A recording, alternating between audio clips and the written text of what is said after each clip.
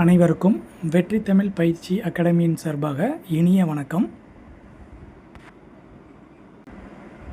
நம்ம இந்த வீடியோவில் எதை பற்றி பார்க்க போகிறோம் அப்படின்னா 10ஆம் வகுப்பு தமிழில் இருக்கக்கூடிய இலக்கண பகுதியை முழுமையாக நம்ம பார்க்க போகிறோம். ஸோ ஒவ்வொரு வீடியோலையும் நம்ம ஒரு இயலில் இருக்கக்கூடிய இலக்கண பகுதியை கம்ப்ளீட் பண்ணுறோம்.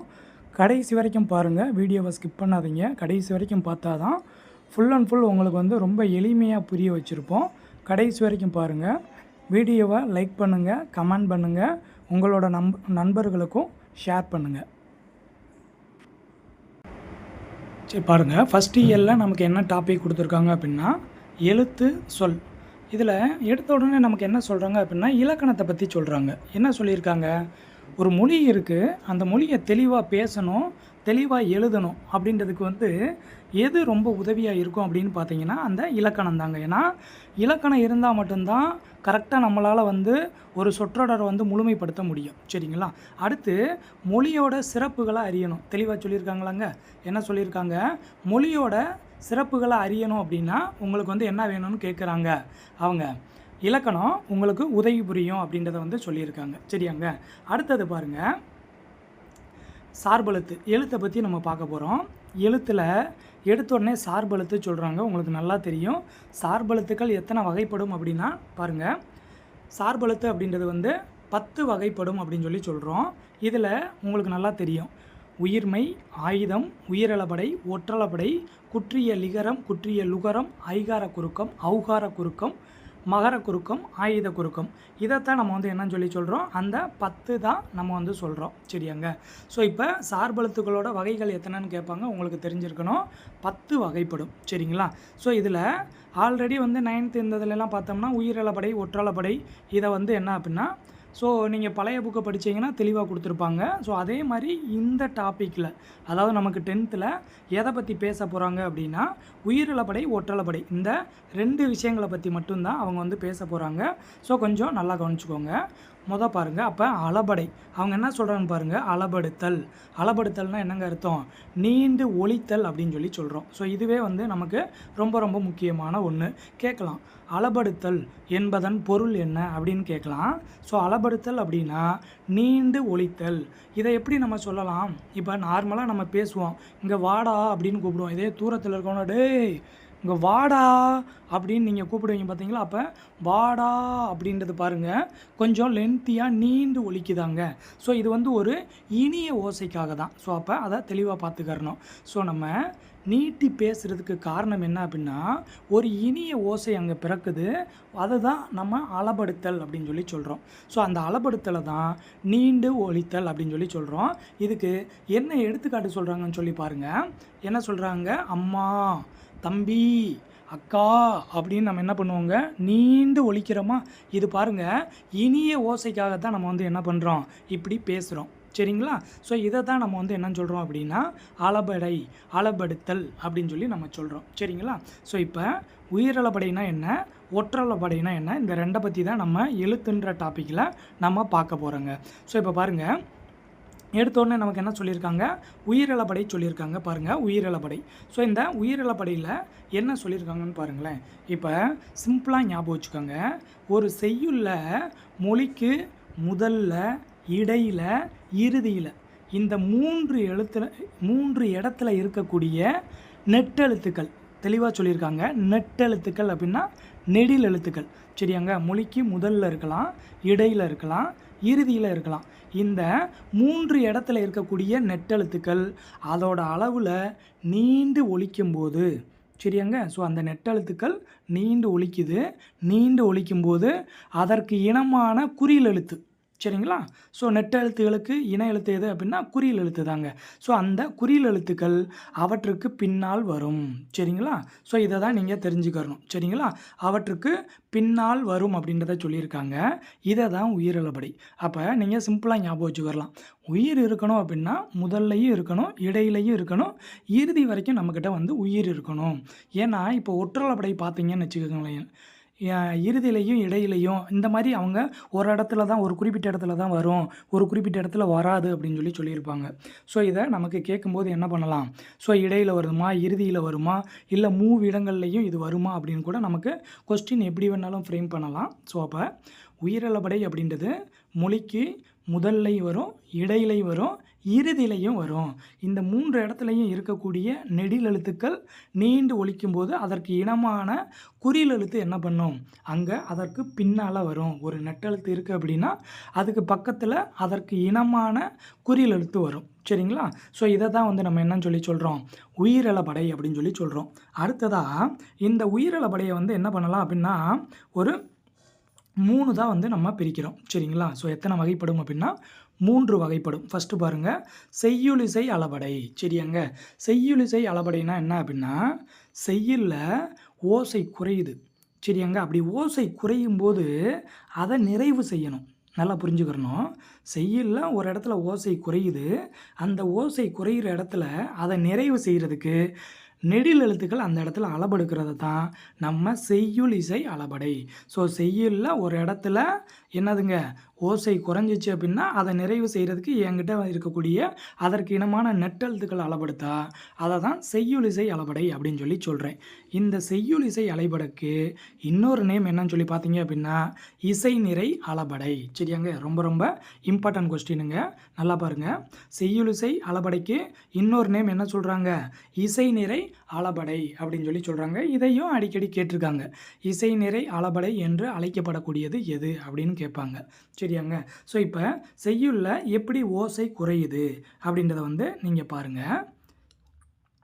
நான் முன்னாடியே சொன்னேன், உயிரளபடை அப்படின்னா வந்து மொழிக்கு முதல்ல இருக்கும், இடையிலையும் இருக்கும், இறுதியிலையும் இருக்கும். சரியாங்க? இப்போ பாருங்கள், ஓதல் வேண்டும். சரிங்களா? ஸோ இதை வந்து நீங்கள் கொஞ்சம் தெளிவாக பார்த்துக்கிறணும். ஓதல் வேண்டும் இந்த பகுதியை பாருங்கள். ஓவன்னா கொடுத்துருக்காங்க. இது மொழிக்கு முதல்ல வருது. ஸோ அந்த நெடிலுக்கு பக்கத்தில் நான் என்ன வரணும்னு சொன்னேன், அதற்கு இனமான குறில் எழுத்து வரணும். அப்போ ஓதல் வேண்டும். அடுத்து இடையில் பாருங்கள், உரா அர் அப்படி கொடுத்துருக்காங்களாங்க, ராவண்ணா கொடுத்துருக்காங்க. சரியாங்க? அந்த ராவண்ணாவுக்கு பக்கத்தில் அதற்கு இனமான எழுத்து வந்து குறில் கொடுத்துருக்காங்க. சரியாங்க? அப்போ உரா அர் குறுநோய் அப்படின்றது மொழிக்கு இடையில் வந்திருக்கு. அடுத்தது பாருங்கள், படா அதாவது நல்ல படா பறை. இங்கே மொழிக்கு இறுதியில் வந்திருக்க பாருங்கள், படா இங்கே அப்படின்றது படா அப்படின்றது வந்து டாவண்ணா அப்படின்றது வந்து நெடில் எழுத்து, அதற்கு இனமான குறியில் எழுத்து வந்து என்ன பண்ணுது, அதற்கு பக்கத்தில் இறுதியில் வந்திருக்கு. ஸோ இதை தான் நான் என்னன்னு சொன்னேன், செய்யுளிசை அளபடை. உயிரளபடையில் மொழிக்கு முதல்லையும் வரும், இடையிலையும் வரும், இறுதியிலையும் வரும். சரிங்களா? ஸோ இப்போ உங்களுக்கு நல்லா புரிஞ்சிருக்கும்னு நினைக்கிறேன். அடுத்தது பாருங்கள், அடுத்தது இன்னிசை அளபடை. ஸோ இன்னிசை அளபடைனா என்ன சொல்கிறாங்க, அதாவது இப்போ நான் என்ன சொன்னேன், செய்யுளில் ஓசை குறையுதுன்னு சொன்னேன், குறையிற இடத்துல அதை நிறைவு செய்கிறதுக்கு அப்படின்னு சொன்னேன். ஆனால் செய்யுளிசை அளபடையை நல்லா பாருங்கள், செய்யுளில் ஓசை குறையலை. ஓசை குறையாமல் இருந்தாலும் இனிய ஓசைக்காக நம்ம என்ன பண்ணுறோம், குறில் நெடிலாக அளவெடுக்கும். நல்லா புரிஞ்சுக்கிறணும். செய்யுளில் ஓசை குறைந்தால் செய்யுளிசை அளபடை. இன்னிசை அளபடிக்கு என்ன சொல்கிறாங்க, செய்யுளில் ஓசை குறையலை, அப்படி இருந்தாலும் இனிய ஓசைக்கு நான் என்ன பண்ணுறேன், அங்கே இருக்கக்கூடிய குறில் நெடிலாகி அளபெடுக்கிறது தான் இன்னிசை அளபடை அப்படின்னு சொல்கிறேன். ஸோ இதெல்லாம் அடிக்கடி கேட்கக்கூடிய ஒரு வினாங்க. சரிங்களா? ஸோ இங்கே என்ன சொல்கிறாங்க பாருங்கள், நமக்கு ஒரு திருக்குறளில் அழகாக சொல்லியிருக்காங்க, கெடுப்பதுவும் கெட்டாருக்கு சார்வாய் மற்றாங்கே எடுப்பதுவும் எல்லாம் மலை. இதில் பாருங்கள், கெடுப்பதுவும் எடுப்பதுவும் இதை மட்டும்தான் கொடுத்துருப்பாங்க. கெடுப்பதுவும் என்பதன் இலக்கண குறிப்பு தருக அப்படின்னு கேட்பாங்க. அப்போ தூவும் அதை பார்த்தாலே நீங்கள் இன்னிசை அளபடை. சரியாங்க? அதாவது வந்து கெடுப்பதும் அதை தான் அவங்க வந்து என்ன சொல்கிறாங்க, கெடுப்பதுவும் அப்படின்னு என்ன பண்ணுறாங்க, ஒரு இனிய ஓசைக்காக கெடுப்பதும் அப்படின்னா எனக்கு மீனிங் இருக்குது. கெடுப்பதூவும் அப்படின்னா ஓசை குறையலை, குறையாத இடத்துலையும் தூவும் அப்படின்னு நான் சொன்னேன்னா ஒரு இனிய ஓசை எனக்கு அங்கே பிறக்குது, அதனால் இதை இன்னிசை அளபடை அப்படின்னு சொல்கிறோம். சரியாங்க? அடுத்தது பாருங்கள், சொல்லிசை அளபடை. சரியாங்க? சொல்லிசை அளபடையை பற்றி பார்க்க போகிறோம். கொஞ்சம் நல்லா பார்த்துக்கிறணும். சொல்லிசை அளபடையை முழுமையாக பாருங்கள். செய்யுளில் ஒரு பெயர் சொல் இருக்குங்க, அந்த பெயர் சொல் வந்து எச்சமாக வரும். எச்சம் அப்படின்னா முழுமை பெறலைங்க. சரிங்களா, வந்த அந்த மாதிரி, சரிங்களா. ஸோ வந்தேன் அப்படின்னா முழுமை அடைஞ்சிருச்சு, வருவான் அப்படின்னா முழுமை அடைஞ்சிச்சு, வந்த அப்படின்னா வந்து அதுக்கு என்னதுங்க மீனிங் இருக்காதாங்க. ஸோ எச்சம்னா உங்களுக்கு புரிதலுக்காக சொன்னேன், அங்கே நான் வினையை வச்சு தான் நான் உங்களுக்கு சொன்னேன். எங்கடா இங்கே பெயர் சொல்னு இருக்கே, இவர் என்னடா வினையை வச்சு சொல்கிறேன்னு நினைக்கக்கூடாது. உங்களுக்கு புரிதலுக்காக எச்சம்னா என்னன்னு தெரிஞ்சுக்கணும். எச்சம் அப்படின்னா முற்று பெறாத ஒரு வினையத்தாங்க எச்சம் அப்படின்னு சொல்லுவோம். அப்போ ஒரு பெயர் சொல் இருக்குது, அந்த பெயர் சொல் எச்ச சொல்லாக திரிந்து, அழகாக சொல்லியிருக்காங்க பார்த்தீங்களா, எச்சமாக இருந்து அளபடுத்தால் அதை சொல்லிசை அளபடை அப்படின்னு சொல்கிறோம். உரநசையி உள்ளம் துணையாக சென்றார், பரநசையி இன்னும் முளேன். அப்போ இந்த இடத்துல நசை உரநசைன்னு இருக்காங்க, அந்த நசை அப்படின்றதுக்கு மீனிங் இதெல்லாம் ஆல்ரெடி உங்களுக்கு கேட்ட கொஸ்டினுங்க. நசை என்பதன் பொருள் தருக அப்படின்னு கேட்பாங்க. நசை அப்படின்னா விருப்பம்.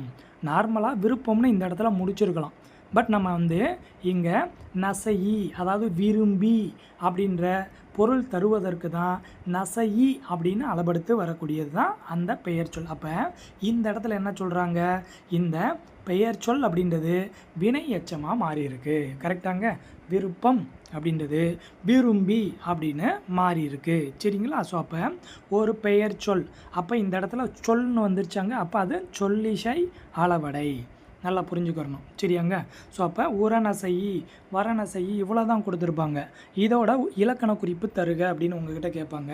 அப்படின்னா என்னங்க அர்த்தம், சொல்லிசை அளபடை அப்படின்னு அர்த்தம். ஸோ அப்போ நான் திரும்ப ஒரு டைம் ரீவைண்ட் பண்ணுறேன், ஜஸ்ட் ஒரு 10 செகண்ட்ஸில் நம்ம பார்த்துருவோம். உயிரளபடைனா மொழிக்கு முதல் இடை இறுதி இந்த 3 இடத்துல வரும்னு சொன்னோம். உயிரளபடையில் 3 வகை இருக்குன்னு சொன்னோம். ஒன்று செய்யுளிசை, இன்னொன்று வந்து இன்னிசை, 3வது சொல்லிசை. இப்போ செய்யுளிசை அளபடையை பொறுத்த வரைக்கும் ஓசை குறையும் போது அதை நிவர்த்தி செய்வதற்காக நெட்டெழுத்துக்கள் அளபடும். இடையிலையும் வரும், இறுதியிலையும் வரும், முதல்லையும் வரும். இந்த செய்யுளிசைக்கு இன்னொரு நேம் வந்து இசை நிறை அளபடை அப்படின்னு சொல்கிறோம். அடுத்ததாக இன்னிசை சொன்னேன். இன்னிசையில் என்னங்க சொன்னோம், ஓசை குறையாது, குறையாத இடத்துலையும் இனிய ஓசைக்காக என்ன பண்ணுறோம், அங்கே இருக்கக்கூடிய குறில் நெடிலாக அளபெடுக்கும், அதான் இன்னிசை அளபடை. கெடுப்பதுவும் எடுப்பதுவும் இந்த மாதிரி தூவும்னு வந்துட்டாலே அதை இன்னிசை அளபடை அப்படின்னு சொல்லுவோம். அடுத்தது சொல்லிசை அளபடை. சொல்லிசை அளபடையை பொறுத்த வரைக்கும் ஒரு பெயர் சொல் எச்ச சொல்லாக இருக்கும், அது தெரிஞ்சு வர்றதை தான் சொல்லிசை அளபடை. ஸோ நசை அப்படின்னா விருப்பம், இங்கே நசையி அப்படின்னாப்போ உங்களுக்கு இதை தான் கேட்பாங்க. உரநசையி வரநசையி என்பதன் இலக்கண குறிப்பு தருக இந்த மாதிரி கேட்பாங்க. ஸோ கொஞ்சம் நல்லா பார்த்து வச்சுக்கிறணுங்க. ஸோ நம்ம உயிரளபடையை நம்ம முடிச்சிட்டோம். அடுத்தது பாருங்கள் ஒற்றளபடைனா கொஞ்சம் நல்லா கவனிச்சுக்கிறணுங்க. என்ன சொல்கிறாங்கன்னு சொல்லி பாருங்கள். ஒற்றளபடையை பொறுத்த வரைக்கும் செய்யுள்ள ஓசை குறையும் போது, சரியாங்க, அழகாக சொல்லியிருப்பாங்க உங்களுக்கு. செய்யுள்ள ஓசை குறையும் பொழுது அதை நிறைவு செய்ய மெய்யெழுத்துக்கள் 10 மெய்யெழுத்துக்கள் மட்டும்தான் வரும், ஒரு ஆயுத எழுத்து வரும். ஒரு டைம் கொஸ்டின் பேப்பரில் என்ன கேட்டாங்கன்னு தெரியுமாங்க, ஒற்றளபடையில் எத்தனை எழுத்துக்கள் அளபடுத்து வரும் அப்படின்னு கேட்டாங்க. நீங்கள் நார்மலாக எத்தனை எழுத்துக்கள் அப்படின்னு சொன்னாங்கன்னா நீங்கள் எத்தனையை தான் சொல்லணும், 11 எழுத்துக்களை சொல்லணும்.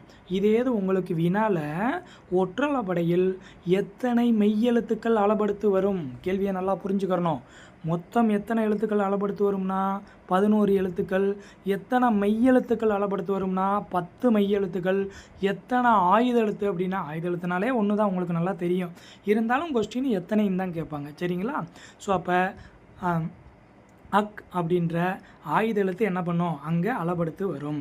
ஸோ அப்போ செய்யுள்ள ஓசை குறையும் போது அதை நிறைவு செய்கிறதுக்கு மெய்யெழுத்துக்களாக இருக்கக்கூடிய ஞஞன நமன வயலல அப்படின்னு ஞாபகம் வச்சுக்கணும், சரிங்களா. ஸோ இதுதான் அந்த 10 மெய்யெழுத்துக்கள், ஞஞன நமன வயலல அப்படின்னு ஞாபகம் வச்சுக்கிறணும். இந்த 10 எழுத்தும் அடுத்து அக் அப்படின்ற ஆயுத எழுத்தும் அளபடுத்து வர்றதை தான் நம்ம ஒற்றளபடை அப்படின்னு சொல்கிறோம். ஸோ இங்கே பாருங்கள், எங்கிறைவன், அடுத்து எக்கிலெங்கிய கையராய் இன்னுயிர். அப்போ இதை தான் எங்கிறைவன் அப்படின்னு தான் கொடுத்துருப்பாங்க.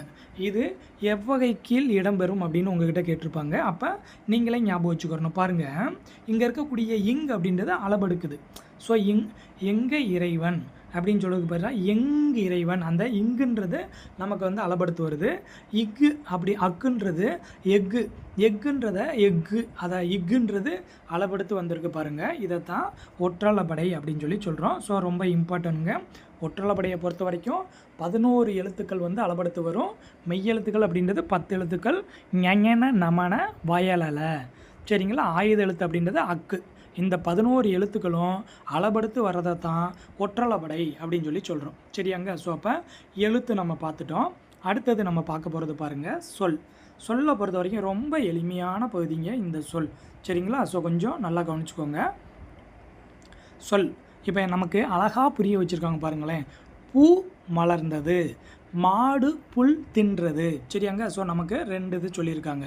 இங்கே என்ன சொல்கிறாங்க, ஒரு எழுத்து தனித்து நின்று இல்லாட்டி பல எழுத்துக்கள் சேர்ந்து பொருள் தரதை தான் நம்ம சொல் அப்படின்னு சொல்லி சொல்கிறோம்.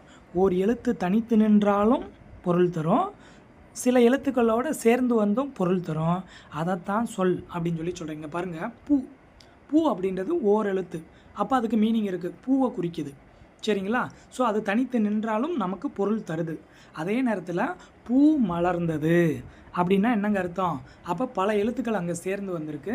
ஸோ அப்போ அதுக்கும் மீனிங் இருக்குது. இதைத்தான் நம்ம என்னன்னு சொல்கிறோம் அப்படின்னா சொல் அப்படின்னு சொல்லி நம்ம வந்து சொல்கிறோம், சரியாங்க. ஸோ இங்கே உங்களுக்கு இந்த பகுதி அப்படின்றது ரொம்ப ரொம்ப முக்கியமான பகுதிங்க. எது, இந்த சொல் அப்படின்றது எப்படி நமக்கு வரும், சரிங்களா. இந்த தான் நம்ம பார்த்துக்கிறணும். இரு திணைகள்லையும் 5 பால், சரிங்களா. இதெல்லாம் நல்லா ஞாபகம் வச்சுக்கிறணும். 2 திணை, அதாவது உயர்திணை அக்ரிணை 2லையுமே வரும். 5 பால், மூவகை இடம், தன்மை முன்னிலை படர்க்கை 3 இடங்கள்லையும் வரும். 5 பால்களையும் குறிக்கும், சரிங்களா. ஆண்பால், பெண்பால், பலர்பால், பலவின்பால், ஒன்றன் பால், சரிங்களா. ஸோ அந்த 5 பால்களையும் குறித்து வரும். மூவகை இடங்களில் வரும். உலக வழக்கத்திலையும் வரும், செய்யுள் வழக்கத்திலையும் வரும். அடுத்து பாருங்கள், இந்த சொல் வெளிப்படையாகவும் வரும், குறிப்பாகவும் விளங்கும், சரியாங்க. வெளிப்படையாகவும் நமக்கு சொல்லும், ஒரு குறிப்பாகவும் உணர்த்தும். இதைத்தான் நம்ம வந்து சொல் அப்படின்னு சொல்லி சொல்கிறோம். இந்த 4 பாயிண்ட்டும் ரொம்ப ரொம்ப இம்பார்ட்டன்ட் பாயிண்ட்டுங்க, கொஞ்சம் நல்லா பார்த்துக்கிறணும், சரியாங்க. அடுத்தது பாருங்கள், மூவகை மொழி, சரிங்களா. சொல்லுன்னா என்னன்னு சொல்லி பார்த்தோம். அடுத்தது மூவகை மொழி, அவங்களே தெளிவாக சொல்கிறாங்க பாருங்கள். மூவகை மொழியில் என்ன இருக்குன்னு சொல்லி பாருங்கள். தனிமொழி, தொடர்மொழி, பொதுமொழி, இந்த 3ஐயும் தான் சொல்கிறோம். ஸோ அப்போ மொழி எத்தனை வகைப்படும்னா மூவகை மொழி இருக்குது, தனிமொழி, தொடர்மொழி, பொதுமொழி. இந்த 3 தான் நம்ம பார்ப்போம். தனிமொழி, அப்போ ஒரு சொல் தனித்து நின்று பொருள் தந்துச்சுன்னா அதாங்க தனிமொழி, சரிங்களா. ஸோ இந்த தனிமொழி அப்படின்றது பகுபதத்துலேயும் வரும், பகாபதத்துலேயும் வரும், சரிங்களா. இப்போ பாருங்கள், கண், படி. கண் அப்படின்றது ஒரு தனியாக ஒரு சொல். இந்த சொல் எனக்கு வந்து ஒரு தனித்து நின்றாலே பொருளை தரும். கண்ணுனா என்னது, என்னோட கண்ணை கொடுக்குது, கண்ணை குறிக்குது. படி அப்படின்றது நம்ம படிக்கக்கூடிய விஷயத்தை சொல்லுது, சரிங்களா. ஸோ அப்போ இது 2மே பகாபதம், சரிங்களா. பகாபதம்னா என்னதுங்க, பிரித்தால் பொருள் தராது, சரிங்களா. இப்போ கண்ணை கா இன்னுன்னு தான் பிரிக்க முடியும், அப்போ அதுக்கு மீனிங் கிடையாது. அடுத்தது பாருங்கள், பகுபதம், கண்ணன், படித்தான். அப்போ கண்ணன் பிரிக்கலாம், கண் கூட்டல் அன் கூட்டல் அன் அப்படின்னு பிரிக்கலாம். படித்தான் அப்படின்னா படி கூட்டல் இத்து கூட்டல் இத்து கூட்டல் ஆ கூட்டல் ஆண் அப்படின்னு பிரிக்கலாம். இது பகுபதம், சரிங்களா. ஸோ இங்கே எனக்கு என்ன புரிதல் வேணும், பகுபதத்திலையும் வரும், பகாபதத்திலையும் வரும். உங்கள்கிட்ட எப்படி கேட்கலாம், தனிமொழியில் பகுபதத்தில் இடம்பெற்றுள்ளதற்கு சரியான எடுத்துக்காட்டு எது அப்படின்னு கேட்கலாம். அப்போ உங்களுக்கு தெரியணும், பகுபதமா நமக்கு பிரித்தா பொருள் தரணும், அதாவது பிரித்தா பொருள் தரணும்னா கரெக்டாக பிரிக்கக்கூடியதாக இருக்கணும், சரிங்களா. இதுதான் தனிமொழி. அடுத்தது பாருங்கள், தொடர்மொழி. பாருங்கள், தொடர்மொழி என்ன சொல்லியிருக்காங்கன்னு பாருங்கள். 2 அல்லது அதற்கு மேற்பட்ட, சரியாங்க. எடுத்தோடனே ஒரு சொல் தனித்து நின்றுன்னு சொன்னேன். தொடர்மொழினா உங்களுக்கே மீனிங் தெரியும், தொடர்ந்து வர்றது. அப்போ 2 அல்லது அதற்கு மேற்பட்ட தனிமொழிகள் தொடர்ந்து வந்து ஒரு பொருள் தரும், பார்த்தீங்களா. அதைத்தான் தொடர்மொழி அப்படின்னு சொல்லி சொல்கிறேன். அப்போ கண்ணன் வந்தான், மலர் வீட்டுக்கு சென்றாள், இதெல்லாம் தொடர்மொழி. அப்போ தொடர்ந்து வருது. கண்ணன் வந்தான், மலர் வீட்டுக்கு சென்றாள், இதெல்லாம் வந்து என்னதுங்க, தொடர்ந்து வர்றதுனால. அதாவது ஒன்றும் இல்லைங்க, 2 அல்லது அதற்கு மேற்பட்ட தனிமொழி. இதில் தனிமொழினா என்ன சார், கண்ணன் அப்படின்றது தனிமொழி, வந்தான் அப்படின்றது தனிமொழி. இப்போ இந்த 2ம் சேரும்போது கண்ணன் வந்தான், இதைத்தான் தொடர்மொழி அப்படின்னு சொல்லி சொல்கிறேன், சரிங்களா. அவ்வளோதான். அடுத்தது பாருங்கள், அடுத்தது வந்து பொதுமொழி சொல்லியிருக்காங்க பாருங்களேன். பொதுமொழியை கொஞ்சம் நல்லா பார்த்துக்கிறணுங்க. ஏன்னா பொதுமொழியை பொறுத்த வரைக்கும் நல்ல புரிதல் உங்களுக்கு இருக்கணும். என்ன சொல்லியிருக்காங்க பாருங்கள், ஒரு சொல் தனித்து நின்று ஒரு பொருளை தரும், அதே சொல் தொடர்ந்து நின்று இன்னொரு பொருளை தரும். சரிங்களா? இதை தான் நம்ம வந்து என்னன்னு சொல்கிறோம், பொதுமொழி. அப்போ என்ன சார் அர்த்தம்? இப்போ அவங்க எடுத்துக்காட்டு நல்லா புரிஞ்சுக்கிறணுங்க. திரும்ப சொல்கிறேன், ஒரு சொல் தனித்து நின்றுச்சுன்னா அது ஒரு பொருளை தரும், வேறொரு பொருளையும் என்ன பண்ணும், அச்சொல் பிரிந்து வரும்போது, ஸோ தனித்து நின்றால் ஒரு பொருளை தருது, பிரிந்து வரும்போது வேற ஒரு பொருளை தருது. இதைத்தான் பொதுமொழி அப்படின்னு சொல்லி சொல்கிறோம். இப்போ எடுத்துக்காட்டு பாருங்கள், உங்களுக்கு அழகாக புரியும். இந்த இடத்த நீங்கள் என்ன பண்ணிக்கிறணும், கரெக்டாக பார்த்துக்கிறணுங்க.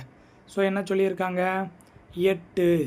8 அப்படின்னா வந்து என்னதுங்க, ஒரு எண்ணை குறிக்கும். 8ன்றது ஒரு நம்பர், நமக்கு நல்லா தெரியும். அதே இது கீழே பாருங்கள், இதை L+2 அப்படின்னு பிரிக்கிறாங்க பாருங்கள்.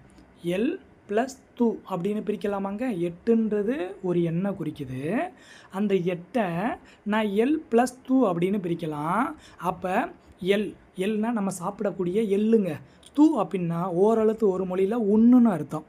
அப்போ என்னதுங்க, எல்லை உண் அப்படின்னு சொல்லி சொல்கிறாங்க. அதாவது எள்ளு இருக்குல்லங்க, நம்ம சமையலுக்கு எடுத்துக்கிடுவோம் பார்த்தீங்களா, அந்த எள்ளை சாப்பிடு, அதான் L+2. எல்னா அது ஒரு உணவு பொருள், தூ அப்படின்னா உண், அதான் அவங்க என்ன சொல்கிறாங்க, எல்லை உண் அப்படின்னு சொல்லி சொல்கிறாங்க. அப்போ நீங்களே பார்த்தீங்களாங்க, 8ன்றது தனித்து நின்று எனக்கு ஒரு எண்ணை குறிச்சிச்சு. அதே அதை நான் பிரிக்கிறேன், 8ன்றதை L+2ன்னு பிரிக்கிறேன்.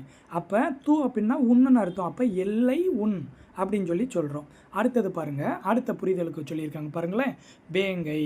சரியாங்க, என்னங்க சொல்லியிருக்காங்க, வேங்கை. வேங்கை அப்படின்னா உங்களுக்கே தெரியும், வேங்கை மரம் அப்படின்னு ஒரு இருக்குது, மரத்தை குறிக்குது.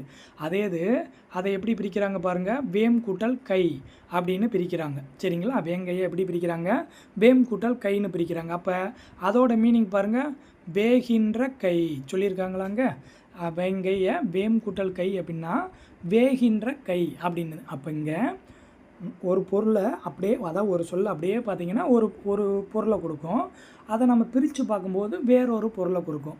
இதைத்தான் நம்ம வந்து என்னன்னு சொல்லி சொல்கிறோம், பொதுமொழி அப்படின்னு சொல்லி சொல்கிறோம். இந்த பொதுமொழிக்கு இலக்கணத்தை நீங்கள் தெரிஞ்சுக்கணும். இலக்கணம் என்ன சொல்லியிருக்காங்கன்னு பாருங்கள், நன்னூல். இந்த இதை அப்படியே உங்களுக்கு கேட்பாங்க. சரிங்களா, ஒரு மொழி ஒரு பொருளானவாம். அப்போ சொன்னாங்க தனிமொழி, தனிமொழின்றது ஒரு பொருளை தான் குறிக்கும். அடுத்தது பாருங்கள், தொடர்மொழி பல பொருளை குறிக்கும். அப்போ தொடர்மொழின்னா கரெக்டு தானேங்க. என்ன சொன்னோம், இங்கே சொன்னோமாங்க, மலர் வீட்டுக்கு சென்றால், அப்போ பல மீனிங்கை சொல்லுது. அடுத்து பொது இருமையும் ஏற்பன. பொதுனா பொதுமொழின்னு அர்த்தம். இந்த பொது இருமையும் ஏற்பன, இரண்டையுமே ஏற்கும். தனித்து நின்றால் ஒரு பொருளை குறிக்கும், அது பிரிஞ்சு வந்தால் இன்னொன்னா குறிக்கும். அதை தான் பொது அப்படின்றது இருமையும் ஏற்பன அப்படின்னு நன்னூல் நூற்பா சொல்லுது. ஸோ இதை குறித்துட்டு இந்த வரிகள் இடம்பெற்றுள்ள நூல் எதுன்னு கேட்கலாம், அது நன்னூல். சரிங்களாங்க. ஸோ அழகாக சொல்லியாச்சு, எழுத்தையும் பார்த்துட்டோம், சொல்லையும் பார்த்துட்டோம். அடுத்தது நமக்கு டாப்பிக்கில் எதை பற்றி பேசுகிறாங்க அப்படின்னா தொழில் பெயர். சரியாங்க. ஸோ தொழில் பெயரை பற்றி பார்க்க போகிறோம். தொழில்னால் என்னதுங்க, ஒரு செயலை செய்கிறேங்க, ஒரு வினைனாலே செயல் தான். அப்போ ஒரு செயலை குறிக்கிறதுக்கு வரக்கூடியது தான் தொழில் பெயர். இப்போ நடத்தல், ஓடுதல், ஆடுதல், படித்தல், விளையாடுதல். சரியாங்க. ஸோ இதெல்லாமே வந்து ஒரு தொழில். அப்போ தொழில் பெயர். அப்போ இது வந்து ஒரு வினை. நான் வந்து ஒரு செயலை சொல்ல, இப்போ நான் வந்து என்ன எடுத்துக்கிட்டு இருக்கேன், நான் உங்களுக்கு பாடம் எடுத்துக்கிட்டு இருக்கேன். ஸோ இது வந்து என்னதுங்க, ஒரு வினை, ஒரு செயலை நான் செஞ்சுக்கிட்டு இருக்கேன். ஸோ இதை குறிக்கிறதுக்கு எண், இடம், காலம், பால், இந்த நான்கையும் நல்லா புரிஞ்சுக்கிறோங்க. என்னன்னா என்னதுங்க, எண், இடம், காலம், பால். எண் அப்படின்னா தன்மை, அதாவது சரிங்க, உயர்திணை, அக்ரிணை. சரிங்களா. இடம் அப்படின்னா மூவிடம். காலம் அப்படின்னா உங்களுக்கே தெரியும், இறந்த காலம், நிகழ்காலம், எதிர்காலம், முக்காலம். பால் அப்படின்றது ஐவகை பால் இருக்குது. சரிங்களா. இதை குறிப்பாகவோ இல்லாட்டி வெளிப்படையாகவோ உணர்த்தாமல் வர்றதை தான் தொழில் பெயர் அப்படின்னு சொல்லி சொல்கிறேன். சரிங்களா. இந்த நாளையுமே வந்து வெளிப்படையாகவும் சொல்லாது, குறிப்பாகவும் உணர்த்தாமல் வர்றதை தான் தொழில் பெயர் அப்படின்னு சொல்லி சொல்கிறேன். எனக்கு எடுத்துக்காட்டு என்ன சொல்லியிருக்காங்க, ஈதல், நடத்தல். இதை வந்து என்னதுங்க, நடக்கிறத சொல்லுது, எப்போ நடப்பேன்னா தெரியாது. ஈதல்னால் கொடுக்கறத சொல்லுது, எப்போ கொடுப்பேன்னு எனக்கு தெரியாது. சரிங்களா? இதைத்தான் வந்து நம்ம வந்து என்னன்னு சொல்லி சொல்கிறோம், இதை தொழில் பெயர் அப்படின்னு சொல்லி வந்து சொல்கிறோம். சரிங்களா? அடுத்தது பாருங்கள், அடுத்தது வந்து விகுதி பெற்ற தொழில் பெயர். நல்லா கவனிச்சுக்கறணுங்க. ஸோ விகுதி நீங்களே அதுக்கு மீனிங் இருக்குங்க. விகுதி அங்கே இருக்கணும். அப்போ வினை அடி, வினை அடி அப்படின்னா கடைசி பகுதிங்க. ஸோ அப்போ ஒரு செயலோட கடைசியில் என்னதுங்க, விகுதி சேர்ந்து வந்தால் அதை வந்து நான் விகுதி பெற்ற தொழில் பெயர் அப்படின்னு சொல்லி சொல்லுவேன். இந்த இடத்த நீங்கள் நல்லா பார்த்துக்கறணும். அப்போ பாருங்கள், வினை அடி அப்படின்றது பாக்ஸில் பாருங்களேன், நட, அவ்வளோதான். இந்த நட இங்கே வந்து தொழில் பெயர் அப்படின்றது நடத்தல். அப்போ இந்த நடத்தலில் தல் அப்படின்றது விகுதி. அந்த விகுதி கடைசியாக சேர்ந்து வந்தால் அது விகுதி பெற்ற தொழில் பெயர். வாள், இங்கே கை, வாழ்க்கை. ஆள், அல், ஆளல். ஆளல் அப்படின்றது ஒரு தொழில் பெயர். அப்போ அங்கே அல் அப்படின்றது வினை அடியில் இறுதியாக விகுதியில் என்ன வந்திருக்கு, விகுதி பெற்று வந்திருக்கு. அதனால் இதை நான் என்னன்னு சொல்கிறேன், விகுதி பெற்ற தொழில் பெயர் அப்படின்னு சொல்லி சொல்கிறேன். அதே மாதிரி ஒரே வினை அடி பல பொருளை பெற்று வருங்க. அதாவது பல பகுதிகளை ஏற்று வரும். இப்போ நட அப்படின்றது வினையடி. அவங்க என்ன சொல்லியிருக்காங்க, நடை, நடத்தல். இதெல்லாமே பார்த்திங்க அப்படின்னா பல பகுதிகளை ஏற்று வரும். சரிங்களா? அவ்வளோதாங்க. அடுத்தது பாருங்கள், அடுத்தது எதிர்மறை தொழில் பெயர். எதிர்மறை தொழில் பெயர்னால் உங்களுக்கே மீனிங் தெரியுங்க. ஸோ எதிர்மறையாக இருக்கிறது. ஸோ அப்போ எதிர்மறை பொருளை, இப்போ நடத்தல் அப்படின்னா நான் நடக்கிறேன், இது வந்து நான் செய்யக்கூடிய செயல். அடுத்தது இதுக்கு ஆப்போனண்ட்டாக நான் என்ன சொல்லலாம், நடவாமை. சரியாங்க? அப்போ நடக்காத அப்படின்னு அர்த்தம். சரிங்களா? ஸோ அப்போ நடவாமை. அடுத்து கொல்லாமை. இதெல்லாம் பார்த்திங்கன்னா உங்களுக்கே தெரியும், ஒரு செயல் இருக்குது, அந்த செயலுக்கு எதிர்ப்புறமாக இருக்குது. ஸோ இதை வந்து எதிர்மறை தொழில் பெயர். அப்போ எதிர்மறை பொருளில் வரக்கூடியதை எதிர்மறை தொழில் பெயர். ஸோ படித்தல் அப்படின்னா நார்மலாக விகுதி பெற்ற தொழில். படிக்காமை அப்படின்னா நான் படிக்காமல் இருக்கேன். அப்போ இது என்ன அர்த்தம், எதிர்மறை தொழில் பெயர் அப்படின்னு அர்த்தம். சரியாங்க? அடுத்தது பாருங்கள், அடுத்தது நமக்கு முதல் நிலை தொழில் பெயர். சரியாங்க? ஸோ இதையும் நல்லா கவனிச்சுக்கறணுங்க. விகுதி இருந்துச்சுன்னா விகுதி பெற்றதுன்னு நான் சொன்னேன். இப்போ இங்கே விகுதியே வராதுங்க. அந்த வினைப்பகுதி மட்டும் நின்று பொருளை கொடுத்துச்சுன்னா அதுதான் முதல் நிலை தொழில் பெயர். சரி, அங்கே விகுதி வராதுங்க. அதாவது அங்கே தல், அல், ஐ, கை இதெல்லாம் பார்த்தோம்லங்க, இதெல்லாம் வந்து இங்கே வராது. வராமல் நின்றாலே எனக்கு பொருள் கொடுக்குங்க. அதான் முதல் நிலை. அதாவது முதல் நிலை மட்டும் நின்று எனக்கு பொருளை தந்தால் அது முதல் நிலை தொழில் பெயர். பாருங்கள், எடுத்துக்காட்ட பாருங்கள், என்ன சொல்லியிருக்காங்க, தட்டு, உரை, அடி. தட்டு இதில் பாருங்கள் விகுதி கிடையாது, உரை விகுதி கிடையாது, அடி விகுதி கிடையாது. ஆனால் இந்த மூணுமே எனக்கு வந்து என்னதுங்க, தொழில் தான். தட்டு அப்படின்னா தட்டுறதை குறிக்குது, உரை அப்படின்னா உரைதல் பேசுகிறத கொடுக்கு, அதாவது ஒரு உரை இருக்குது அதை நான் படிக்கிறத கொடுக்குது. அடி அப்படின்னா அதுவும் வந்து என்னதுங்க, இதை முதல் நிலையை தான் குறிக்குது. சரியாங்க? ஸோ அப்போ விகுதி இல்லை, விகுதி இல்லாமலே வந்து என்ன பண்ணுது, வினை அடி மட்டும்தான் இருக்குது. அதுவே எனக்கு மீனிங்கை தந்தால் முதல் நிலை தொழில் பெயர் அப்படின்னு சொல்லி சொல்கிறேன். ஸோ அப்போ தட்டு அப்படின்றது தட்டுதலை குறிக்குது, உரை அப்படின்றது உரைத்தலை குறிக்குது, அடி அப்படின்றது அடித்தலை குறிக்குது. சரியாங்க? அடுத்தது பாருங்கள், அடுத்த டாப்பிக்கை நமக்கு என்னங்க சொல்லியிருக்காங்க, முதல் நிலை திரிந்த தொழில் பெயர். ஸோ ரொம்ப ரொம்ப இம்பார்ட்டன்ங்க. அதாவது முதல் நிலை இருக்குல்லங்க, அது திரிந்து வந்தால் அதை தான் நம்ம வந்து என்னன்னு சொல்கிறோம், முதல் நிலை திரிந்த தொழில் பெயர். பாருங்கள், ஸோ நீங்கள் பாக்ஸை பார்த்தாலே உங்களுக்கு அழகாக புரியுங்க. பாருங்கள், முதல் நிலை அப்படின்றது கெடு, முதல் நிலை திரிந்து வந்தால் கேடு.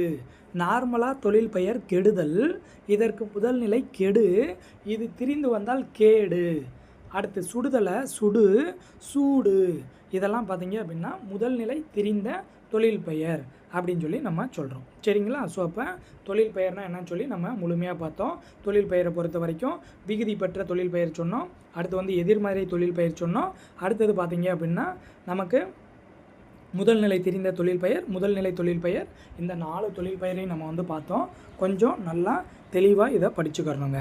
அடுத்தது பாருங்கள், அடுத்த டாப்பிக்கை நமக்கு என்ன கொடுத்துருக்காங்கன்னு பாருங்கள், வினையால் அணையும் பெயர். சரியாங்க? வினையால் அணையும் பெயர், அதிலே மீனிங் இருக்காங்க. பாருங்கள், ஒரு வினை முற்று இருக்குங்க. சரிங்களா? வினை முற்றுனா அந்த வினை வந்து முடிஞ்சிருச்சு, படித்தான், ஓடினான், வந்தான், சென்றான், வினை முடிஞ்சிருச்சு. அந்த வினை முற்று எப்படி வருமா, பெயரின் தன்மையை அடைந்து, ரொம்ப ரொம்ப முக்கியமானது. ஸோ பெயரோட தன்மை அடைந்து வேற்றுமை உறுப்பு ஏற்றும் ஏற்காமலும் வேறொரு பயனிலையை கொண்டு முடிஞ்சிச்சுன்னா அதைத்தான் வினையால் அணையும் பெயர். வினையால் அணையும் பெயர் பிரித்து பாருங்கள், உங்களுக்கு மீனிங் புரியும். ஒரு வினை இருக்கும், அந்த பெயரை அணைச்சிரும். சரிங்களா? ஸோ இது 3 இடத்துலையுமே வருங்க, 3 காலங்கள்லையும் வருங்க. தன்மை, முன்னிலை, படர்க்கை, இதுதான் மூவிடம். இந்த 3 இடத்துலையும் வரும், 3 காலங்களிலும் வரும். எடுத்துக்காட்டு பார்த்தீங்கன்னா உங்களுக்கு புரியும். ஏன்னா வினையால் அணையும் பெயர் கம்பல்சரி கொஸ்டினாக நமக்கு வச்சுக்கிட்டே இருப்பாங்க. வந்தவர் அவர்தான், பொறுத்தார் பூமி ஆழ்வார். சொல்லும் போதே பாருங்களேன், வந்தவர், பொறுத்தார். அப்போ இதெல்லாம் பார்த்தீங்க அப்படின்னா நமக்கு என்னதுங்க, வினை முற்று தான். வந்தவர் அவர்தான், பொறுத்தார் பூமி ஆழ்வார். ஸோ இதெல்லாமே பார்த்தீங்கன்னா வினையால் அணையும் பெயர். ஸோ 3 இடத்துலையும் வரும். பொறுத்தார், இன்றைக்கி பொறுக்கிறார், நாளைக்கு பூமி ஆழ்வார். ஸோ காலத்தை குறிக்குது. சரிங்களா?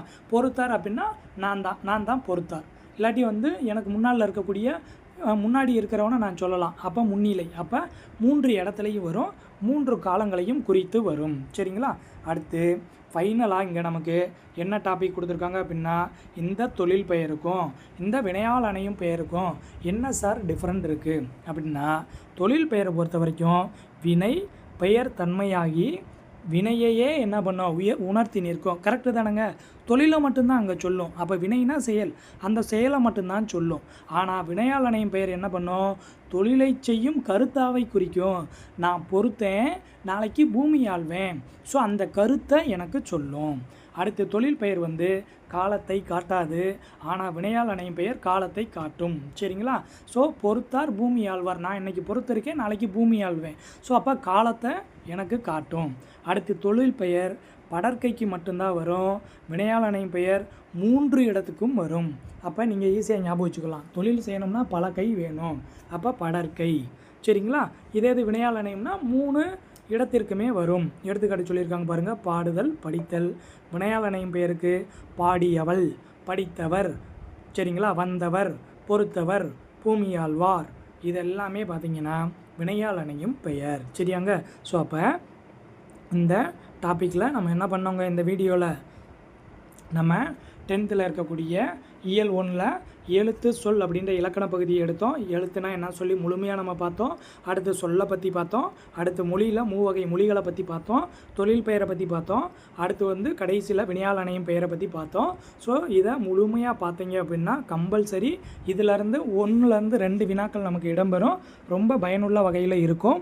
இந்த வீடியோவுக்கு லைக் பண்ணுங்கள், கமெண்ட் பண்ணுங்கள், உங்களுடைய நண்பர்களுக்கும் ஷேர் பண்ணுங்கள். நம்மளுடைய சேனலை புதுசாக பார்க்குறவங்க சப்ஸ்கிரைப் பண்ணுங்கள். மறக்காமல் உங்களுடைய ஆதரவை எங்களுக்கு கொடுக்க. கண்டிப்பாக அடுத்தடுத்த வீடியோக்கள், உங்களுக்கு பயனுள்ள வீடியோக்கள் ஒவ்வொரு நாளுமே வந்துக்கிட்டே தான் இருக்கும். நம்மளுடைய வீடியோவை பார்த்து கண்டிப்பான முறையில் நீங்கள் பயனடைய முடியும். ஸோ தொடர்ந்து ஃபாலோ பண்ணுங்கள். கண்டிப்பாக நீங்கள் என்ன கோலை எதிர்பார்த்து இருக்கீங்களோ அதை அச்சீவ் பண்ணுறதுக்கு என்றுமே வெற்றி தமிழ் பயிற்சி அகாடமி உங்களுக்கு துணை நிற்கும். அனைவருக்கும் மிக்க நன்றி.